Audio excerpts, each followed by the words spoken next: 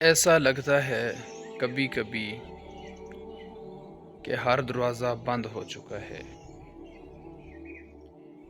लोग साथ छोड़ जाते हैं।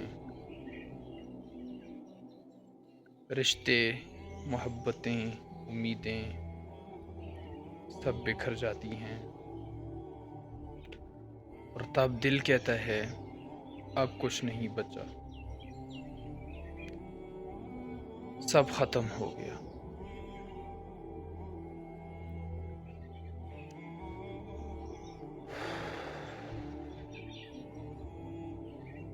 लेकिन जानते हो, तुम्हारा रब, वो जिसने तुम्हें पैदा किया, वो तुम्हें कभी मायूस नहीं करेगा। वो रातों की तुम्हारी खामोशी सुनता है। तुम्हारे तकिए में भीगी हुई चुप आंखें, तुम्हारे दिल की वो टूटी दुआ,